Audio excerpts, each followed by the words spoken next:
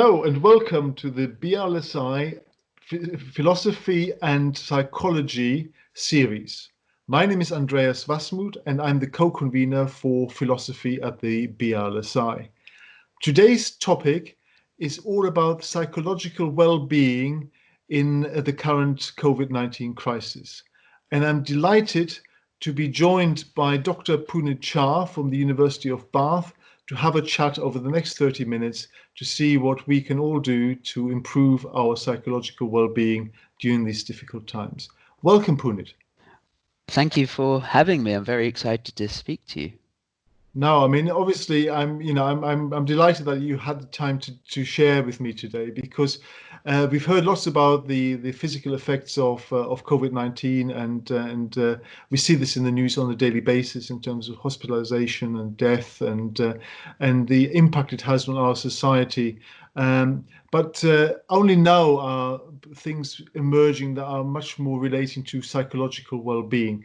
And before we start, Punit, maybe you can give us a little bit more background into you and what you do at the University of Bath. Sure. So I'm a psychologist at the University of Bath. Originally a Londoner, I moved over a couple of years ago. So I live in Bath and I work in Bath. And I, broadly speaking, specialize in the sort of mental processes underpinning social interaction, things like the way in which we understand how other people are thinking and feeling, and how those things feed into how we interact with each other. Along those lines, I do research on how people are quite good at this, right through to situations in which people may experience social difficulties as a function of their mental processes and mental well-being. Mm. And obviously the current situation is sort of, highlighting some of these issues quite markedly. I mean, because obviously the way we interact currently is very different Yeah. to how we normally interact.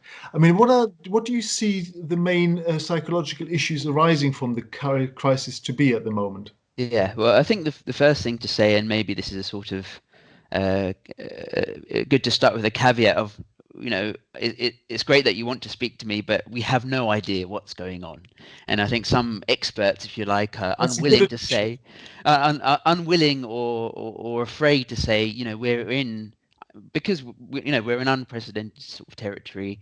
Yeah. So the things that I'll be saying, that many of the experts we see the experts on TV every day Yeah. are often as lost as the rest of the population. And to some people that's a useful thing to hear. To others they're like, oh, actually we need someone to know what's going on. So I, to an extent, take what I'm saying with a pinch of salt, if Yes, of if you course. like.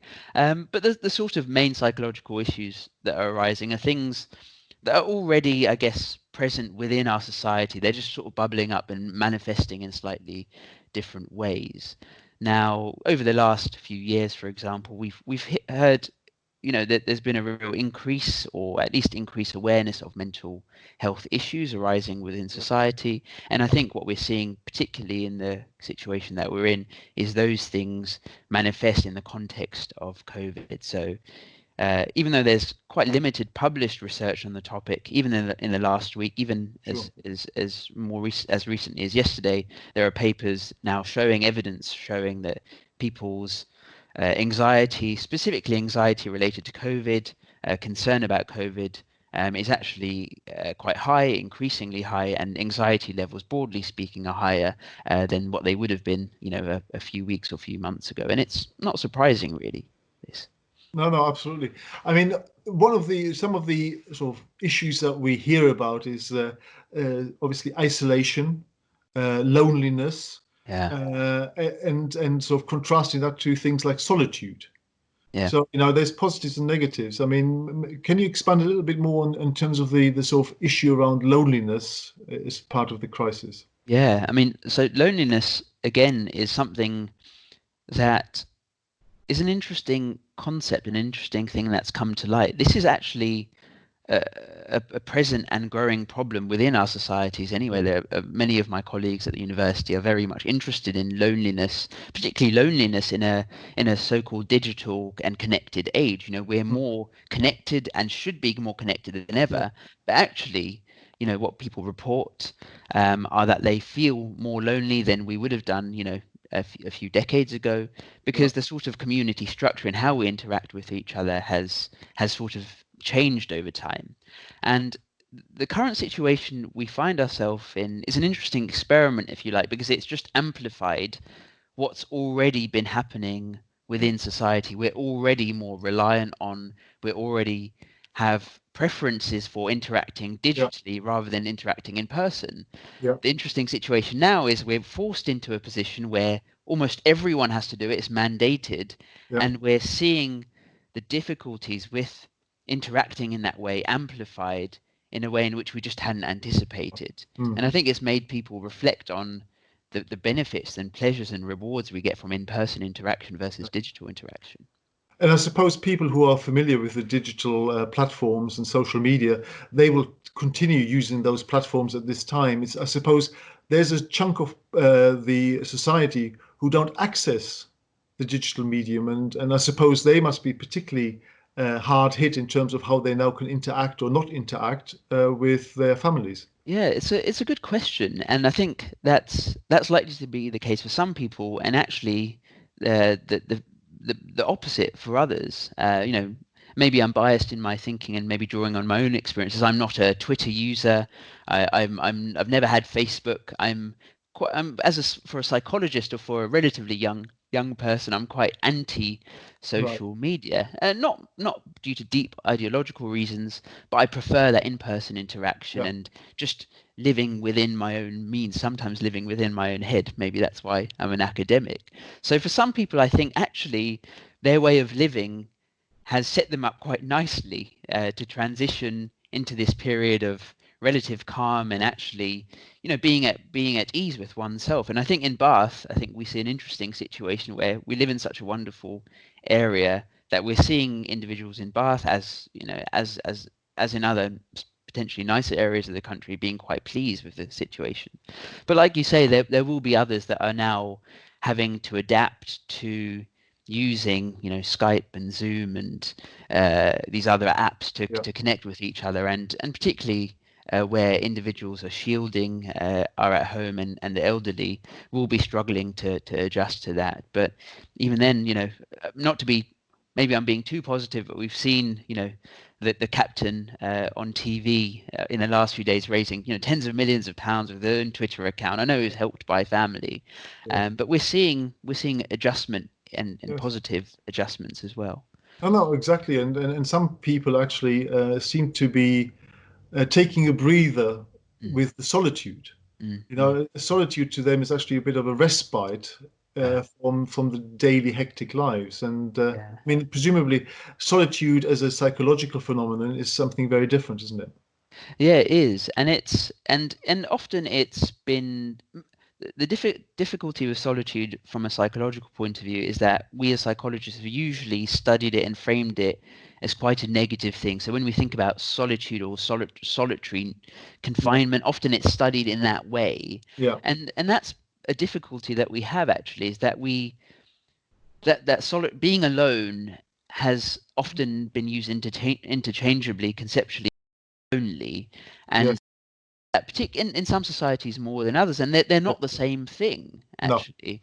And I think people are now reflecting on this, and I guess my hope, if you like, is that those reflections and ways in which people cope with that is trying to, like you say, take a breather, try to take the positives from that yeah. rather than it becoming an altogether negative experience.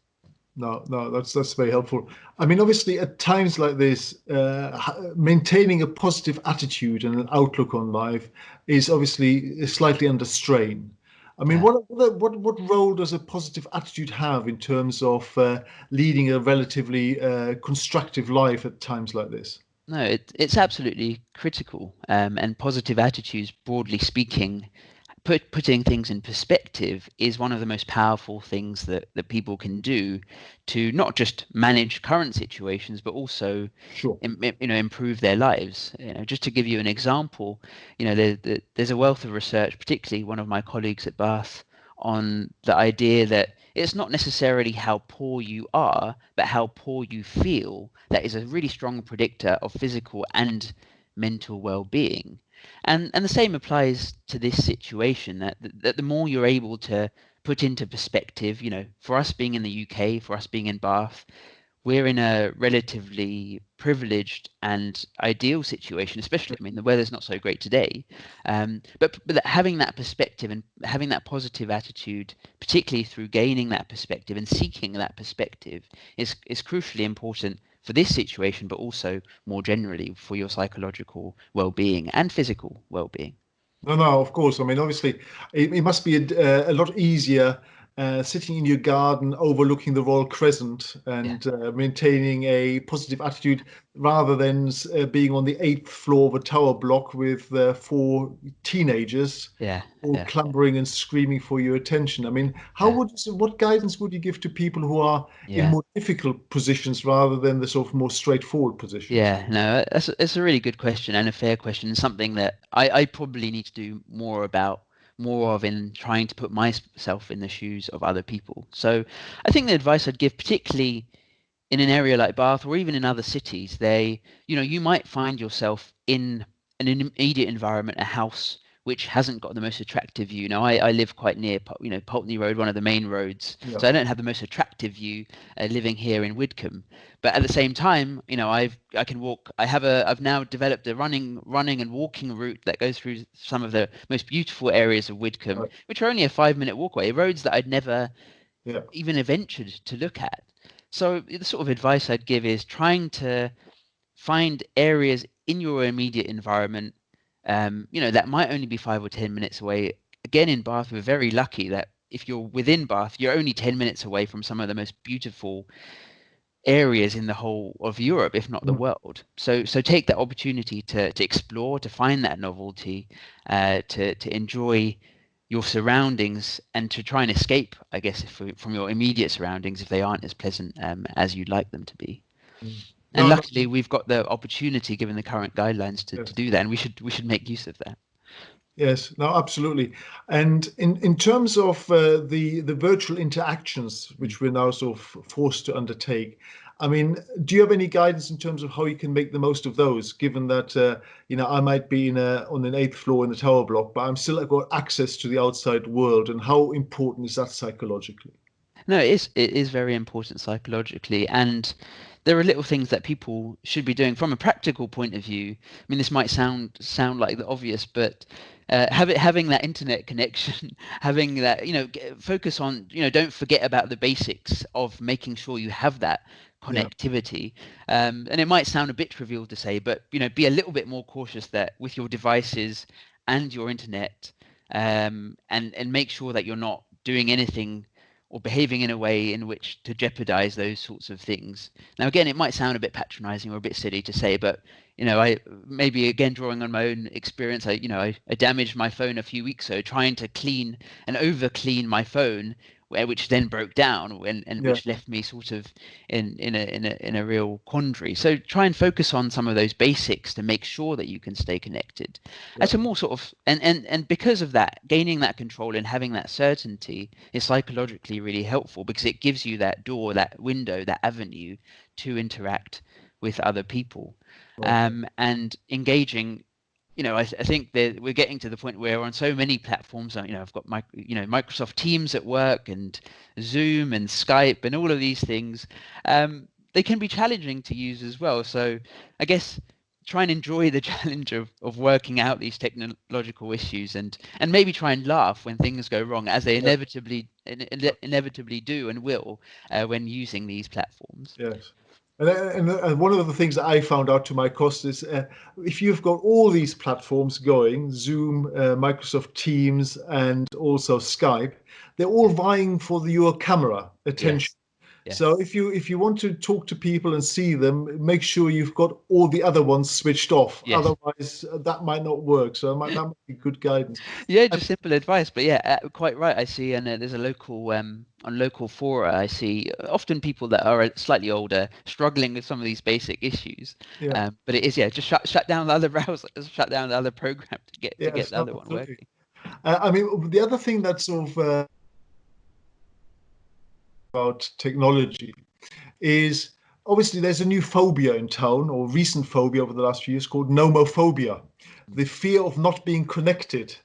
And obviously, how do you think that will play out in times like this? Because this is now our only way of being in touch with people who are not actually in our household. So there Yeah. must be more strains and stresses in terms of when the internet goes down, or when the phone doesn't work, or you've, as you said, you've over sanitized your phone and it sort of packs up. Yeah, yeah. No, it's a really interesting question, and I'm not sure how things will play out where that sort of nomophobia is concerned. I think we'll see things go one of two ways, or a mix of both, where there's one argument and some evidence at least to show that when that this is actually a phenomenon in its own right, and these things are recognized by the World Health Organization, an organization that we hear a lot about, but Yeah, that very organization also recognizes that people can show addictive like properties to phones and yeah, technology, and in a period when we have greater reliance on those technologies, there's an argument for saying there's a likelihood that we become more, or it sets the sort of scene for increasing what is already quite well trenched addiction, if you like, at a societal level.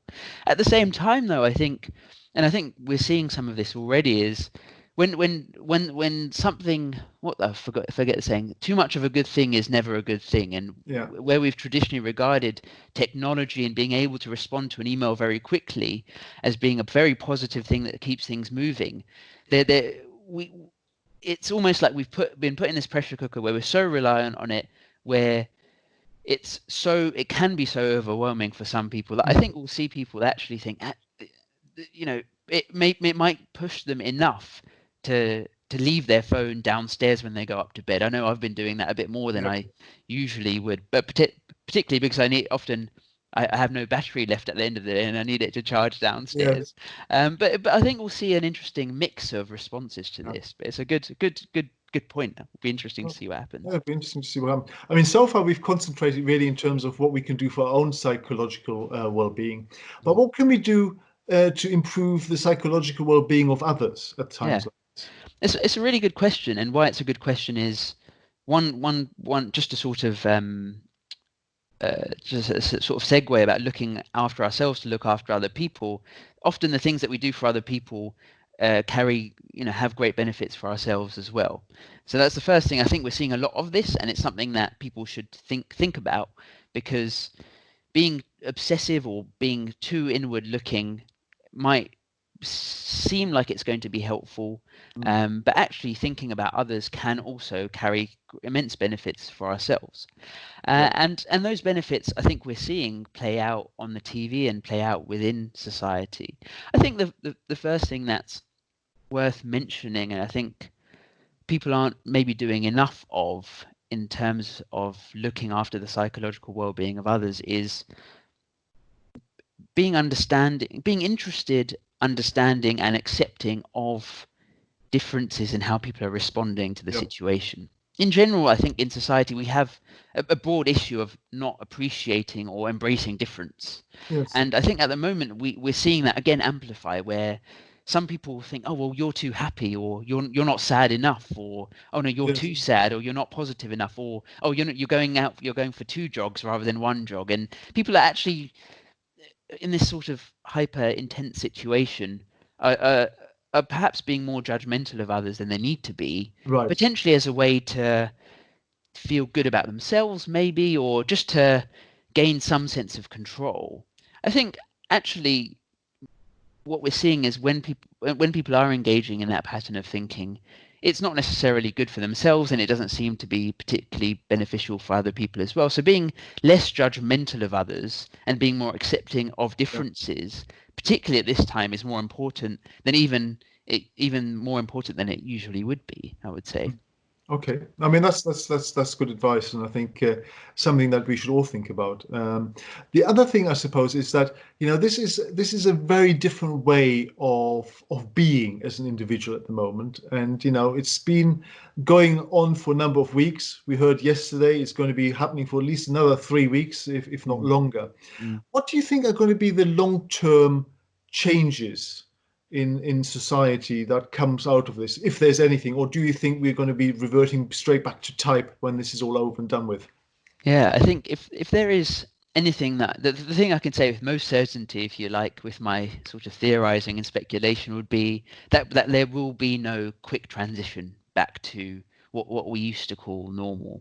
Right. And I don't know about you, but for most people, even watching social interactions on TV, you Yeah. get that sort of gut response, if you like, to, oh, well, what, those people are too close, or well, they're not socially distanced enough, and you have to sort of just I don't know whether you're Yeah. getting that instinct, that intuitive, what we would call in psychology an interoceptive response, that gut response. They're already starting to be shaped by the current situation, and that's incredibly powerful. And that happens because those intuitions, those instincts, if you like, currently serve uh, in the purest sense security purposes, and it's for our own sort of survival, if you like.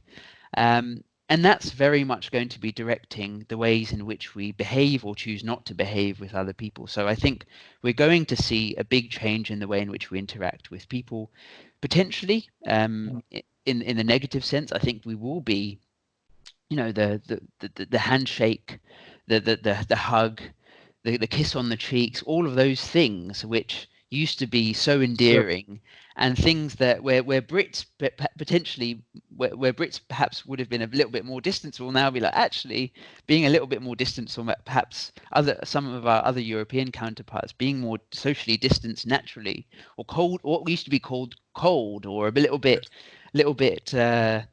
less affable, is Yeah. it might become the new norm, if you like. And that's something, it's up to us also whether we see that as a negative thing, and whether we long for going back to what is normal, or whether we think actually this is quite a normal response, and it is a normal and understandable response. And I think we should start to psychologically think about not trying to go back to how things were. Mm. And we see that in, across a whole range of situations, where when you try to go back artificially to how things used to be, and to try to go back to a time which used to be so great, actually we one struggle to do that, and we maybe miss out on the opportunities that we now have Yeah. to improve things for the better, to improve, Bath, for example. The air pollution in Bath has massively improved. People, I hope, will be driving less in Bath, for example. I think there's loads of room for people communicating electronically, and also in doing so to reach a greater audience. I mean, I haven't. I don't know about the numbers of people that you get. Not to sort of trash the events that you hold, but the Yeah. sort of viewership that you guys will get on YouTube, that you guys will get online, will be broader than you might have at single events. So I think there'll be a lot of Yeah. opportunities, and psychological opportunities, to grow as a society, which I think we need to try and exploit and work towards. No, no, absolutely. And our audience is typically anywhere between 50 and 100, and actually an older age profile. So I think that Yeah, this will probably reach a much wider and a broader audience, as you say. yeah, I mean, one of the interesting things that you just talked about, there's also something about sort of fragility, I mean, when we come face to face with our own fragility in terms of, this could be the end of the road type of yeah. attitude. Yeah. It To what extent does that change our outlook on life? Yeah, I think that's a really good question, and we have good evidence from previous generations where, whether it's the post-war generation, or after previous previous epidemics or pandemics, that you do see a shift in people's attitudes and fragility. And the good news, if you like, and it usually is good news, is that people do become more resourceful and resilient as a function of having experienced physical, financial, social, and economic hardship at an individual level and at a societal level. So I know there's, some people say we're going a bit too far and looking for the silver lining in this, but as far as I see it at the moment, given where we are, particularly in the UK, I think there is that silver lining where we're going to see, particularly in the younger generations. I already see this in some of my students. Yeah. In the weeks in the weeks before the COVID crisis, if you like, their focus was on a couple of marks that may or may not have been lost on an exam, or an essay that was all consuming thing that was determining and potentially upsetting them, and they've just never had that perspective No. of financial hardship Yeah. or of social hardship, and all of a sudden now they've thought, and I've had discussions with them, and they said, "Oh, actually, it's really made me Yeah. rethink about the way in which I live, how much value I ascribe to educational achievement for the sake of educational achievement, which I think is a problem, broadly speaking." And it's made people reflect on that. And I hope and I think that people will be more robust, and that fragility, if you like, will become robustness, and a greater conversion to robustness, particularly I think in the younger generations. No, that's very good. I mean, from a sort of perspective of my perspective, is that when I saw Boris come out of hospital, he seemed to be a very different man in terms of the attitude. He knew what he had gone through, and that he could have gone both ways. And I think he's going to reflect on that a lot in terms of maybe policies going forward. So I think it's an interesting psychological point. The other thing you mentioned in the previous answer was really about how quickly we have Mm. changed our attitudes to things like, whether people are going out for more than one jog or whether they're standing too close. So you're seeing pictures in another country where they're going back, relaxing the restrictions, and everybody's screaming at the TV screen saying, you Yeah. should do this. I mean, is this quite a unique situation that we adapt and change our attitudes and behaviors really by the flick of a switch?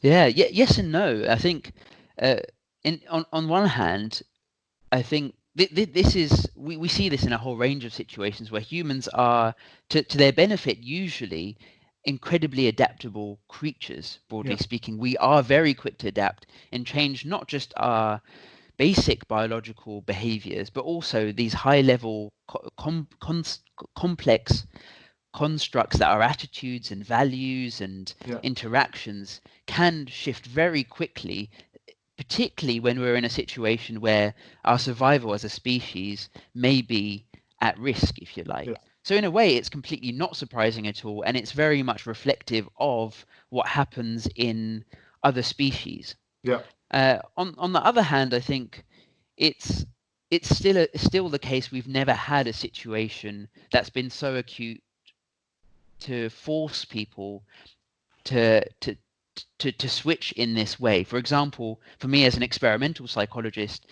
right, fortunately, unfortunately rather, ethically, I'm unable to run experiments where I can put people under this stress, or yeah, deceive people into believing these sorts of things. So we can't study these things in the way in which we would perhaps like at times, to see the full range or the full spectra of human behaviors. So it's offered us this unique window, I think, and that's how I see it as a psychologist. Hopefully others see it in society, to see the best, potentially the worst, and also the bizarre features and quirks of human behavior, if you yeah. like. Well, I mean, certainly the global experiment is unfolding as we speak. Yes, it is. It is, and psychologists everywhere are keen to study and see Yeah, what's happening. Yeah, absolutely. absolutely. Uh, I mean, as a final question, what advice would you give to people over the weeks and months to come in terms of how to deal with this and how to interact with each other over the literally it's going to be months, if not longer, Yeah. to really secure their own psychological well-being and that of others? Yeah, so maybe I'll go for three things. I think the first thing is that there are no right or wrong answers. There is no one size fits all approach Yeah, to dealing with this. You'll hear people say, well, make sure you have a really rigid daily routine, or make sure you exercise, or make sure you do that. And I think all of those things can be useful, and you can try them yeah, out and experiment. But mo- as humans, as I said earlier, we're very different in our own ways. yes, And rather than trying to fit a mold, in this situation, there are people trying to form molds for how we should behave, how we should interact with each other. Try and find your own path while trying to be as careful as possible.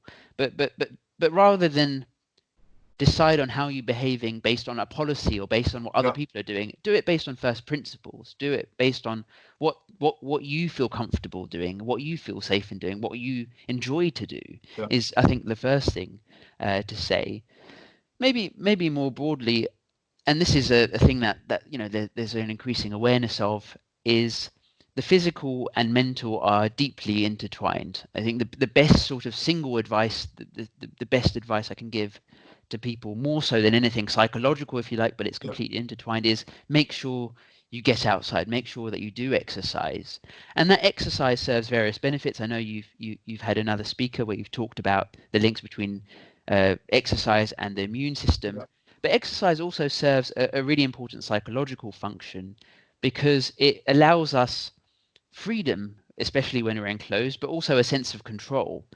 For me as a runner, if I want, I can, not that I can run as fast as I'd like, but if I'm controlling my pace, or I'm controlling the route that I'm taking, Yeah. or I'm controlling how fast I walk, that sense of control that exercise gives oneself is actually incredibly powerful.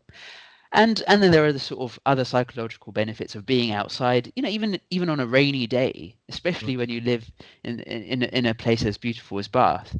That interaction with the natural environment, we Yeah. know from a whole wealth of evidence of green spaces, of good architecture, has immense psychological Yeah. benefits for us. So I'd say, the two, maybe I'll stick to two things rather than a myriad of things. Do your own thing Yeah. and get that physical exercise. And maybe that's just my way, but I think that the evidence for at least those two things, I think, are quite overwhelmingly strong. Well, I think that's very good advice, and I'm sure people already gain a lot of benefit from doing healthy in mind, healthy in body type of activities. So, Yeah. but thank you very much, Punit, for a very interesting interview. Thank you very much indeed. No, you're welcome. Thanks for having me. Thank you. And to the audience who are watching this video at the moment, I hope you enjoyed this particular conversation. There's many more at the BLSI website covering subjects anything from antiquity to world affairs. So please visit www.blsi.org, and I shall see you next time. Bye bye.